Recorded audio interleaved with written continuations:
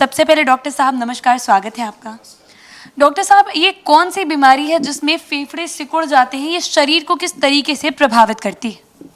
देखिए, फेफड़े जो सिकुड़ते हैं वो बहुत तरह की बीमारियां हैं जिसमें फेफड़े सिकुड़ते हैं।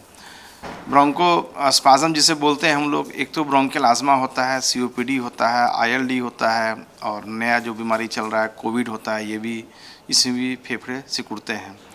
ब्रोंकियल आज़मा जो होता है वो अलग तरह की बीमारी है। ये बहुत सारे फैक्टर्स हैं इसके, ट्रिगरिंग फैक्टर्स होते हैं इसके, जिसमें फेफड़े तो सिकुड़ते नहीं है, सांस की नली जो हम लोग बोलते हैं, जो ब्रोंकस बोलते हैं, वो सिकुड़ते हैं इसमें।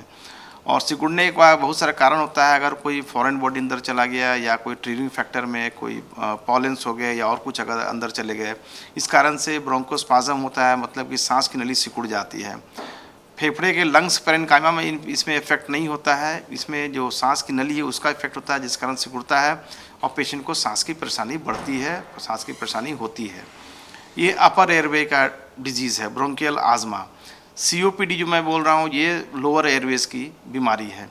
इसमें क्या होता है कि जो सांस की नली जो होती है, जो ब्रोंकस जो होता है, लोअर ब्रोंकस जो होता है, कुछ जनरेशन है इसका, वो नीचे लेवल पे जाके सिकुड़ना चालू हो जाता है।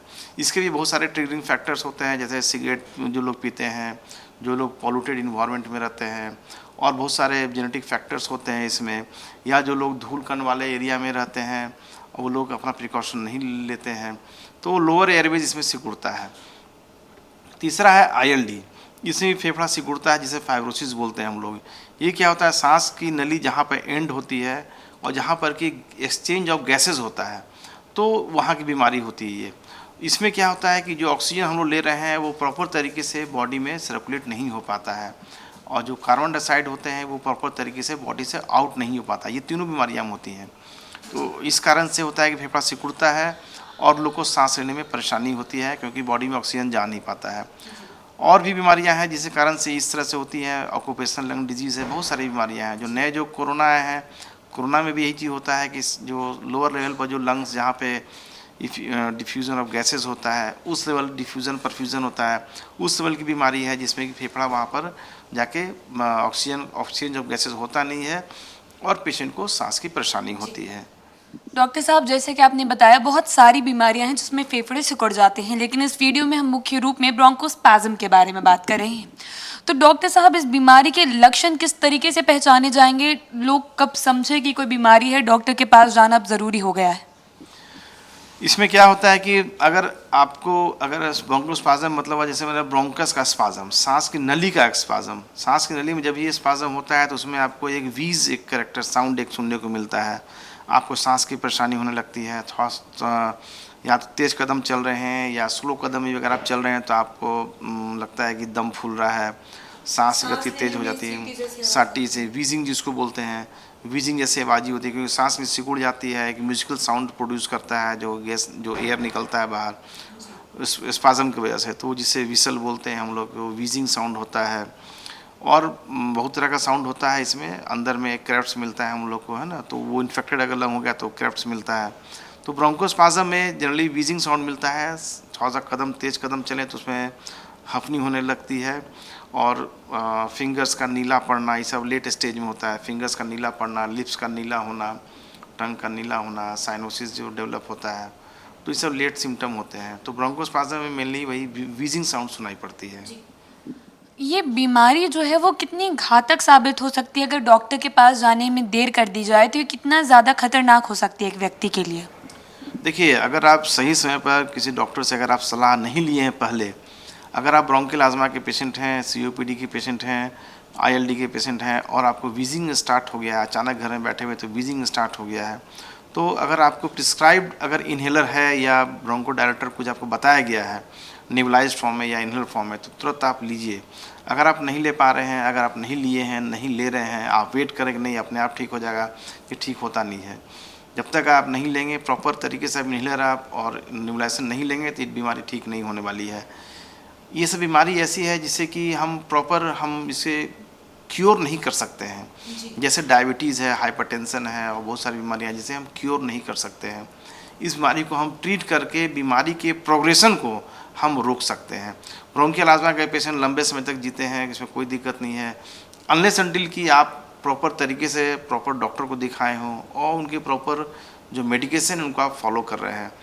अगर आपको तुरंत अगर आपको स्पाज़म डेवलप हो गया है, आपकी हफनी बढ़ गई है, व्हीजिंग साउंड बहुत तेज़ी में आ रहा है, तो घर में अगर नेबुलाइजर मशीन है या इन्हेलर है या उसके जो कैप्सूल्स आते हैं, रोटा कैप है, तुरंत आप लें और लेके तुरंत नियर बाय जो भी डॉक्टर हैं तुरंत जाकर सलाह लें और उनसे बताएं और जो भी बताते हैं दवाई वो तुरंत आप उसको सेवन करें। नहीं तो बीमारी जब बढ़ जाएगी तो फिर यही सब पेशेंट जो होते हैं बाद में आते हैं हम लोग के पास या किसी डॉक्टर के पास, तो उन्हें आईसीयू की ज़रूरत पड़ जाती है, उन्हें तुरंत नेबुलाइज करके फिर आईसीयू में बहुत सारे अपना सीपैप, एनआईवी या बाईपैप मशीन पर रखना पड़ता है, जो क्रिटिकल केयर मॉनिटरिंग करना पड़ता है।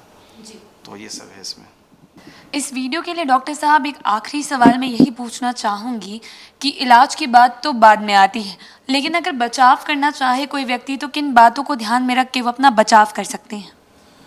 देखिए, बचाव के लिए सबसे बड़ा फैक्टर है जो हम लोग कोविड में जिस तरह से हम लोग अपने आप को बचा रहे हैं, हाथ को सैनिटाइज करके, हाथ को रेगुलर तरीके से धो करके और मास्क ला कर। मास्क एक बहुत बड़ा फैक्टर है, ये बहुत तरीके से आया है हम लोग के पास में और मास्क हमेशा लगाना चाहिए। मैं आजकल मैं देख रहा हूँ कि जितने लोग मास्क लगा रहे हैं वो कोविड हैं, नॉन कोविड हैं, ब्रोंकियल आस्मा के पेशेंट हैं, सीओपीडी के पेशेंट हैं।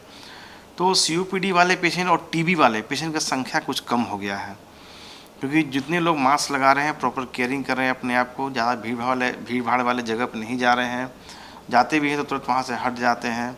तो उस तरह से लोगों में जब तक जागरूकता नहीं आएगी, लोग जागरूक हो रहे हैं, लोग जागरूक हो गए हैं, तो फिर भी बहुत लोग जो है वो मास्क लगाते नहीं हैं, बिना मास्क के रोड पर घूमते हैं और यहाँ वहाँ जितने भी कंजेस्टेड प्लेसेस में बिना मास्क अगर आप घूम रहे हैं या जो लोग घूम रहे हैं, उन्हें ये कभी भी इस तरह की बीमारियों का अटैक हो सकता है, जो हो भी रहा है और होता भी है।